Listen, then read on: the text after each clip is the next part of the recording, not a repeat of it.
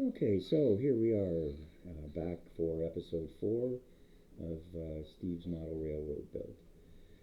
Okay, so I mentioned about accessories before. We'll get into things more, especially when we start decorating things.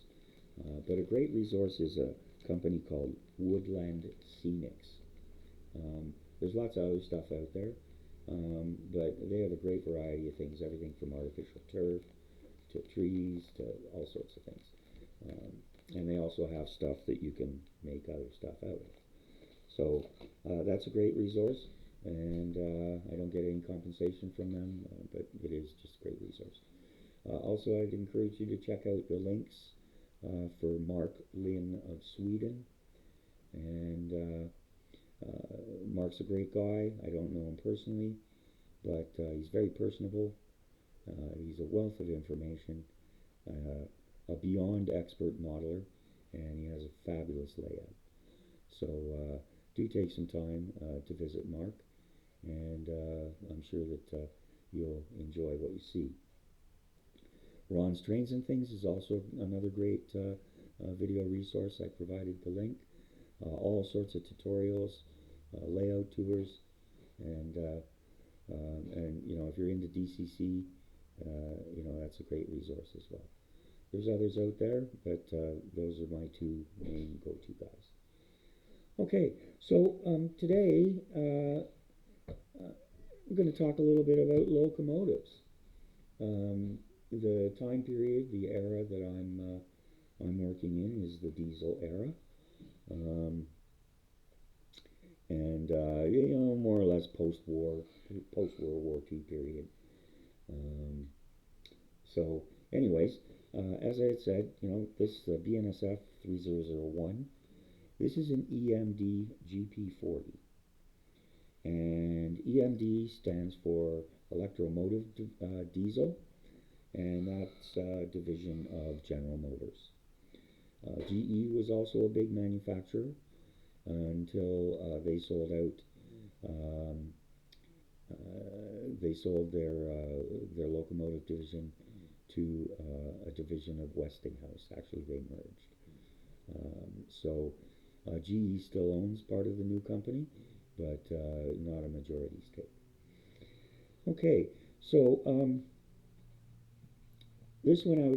They stopped manufacturing this in about 1971. So it's within the time period that I'm looking at. So I'm not too concerned about that.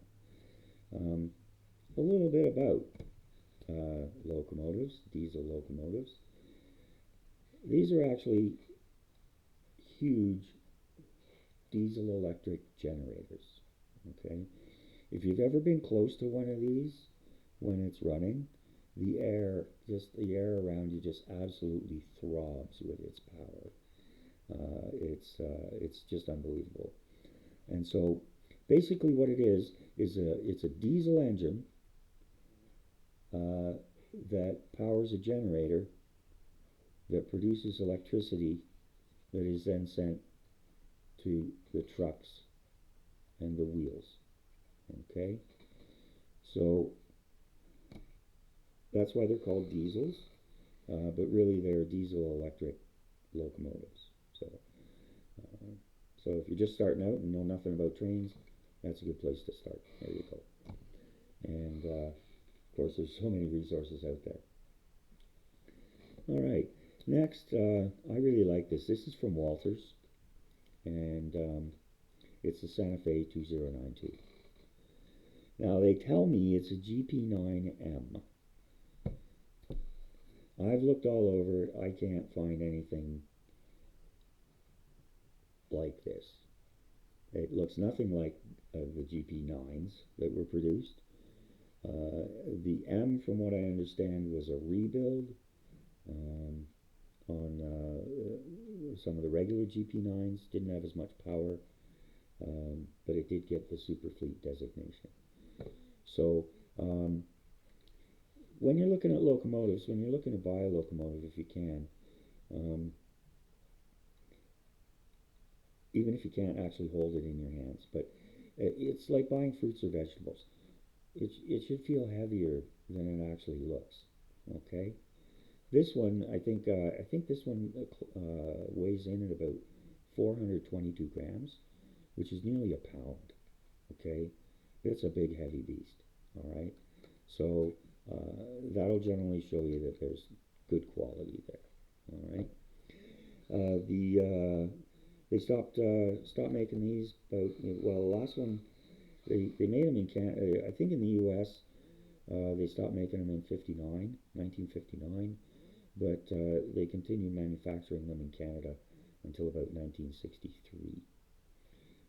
So again, that's a workhorse from the time period we're looking at. The last one here is, again, it's an Emd Gp 15-1. This is a somewhat smaller locomotive, used more as a switcher, and for short hauls and stuff like that. The last one was made about 1982, so again, that fits in to our time period that we're talking about. Okay.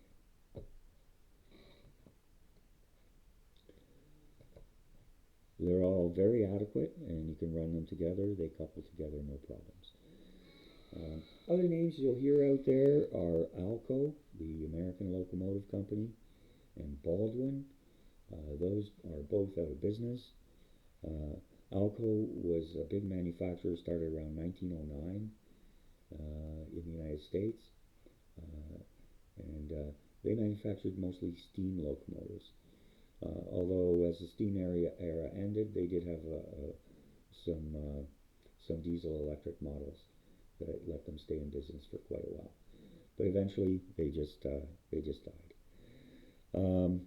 The other one is Baldwin, and likewise they're out of business, but they did make some fabulous locomotives.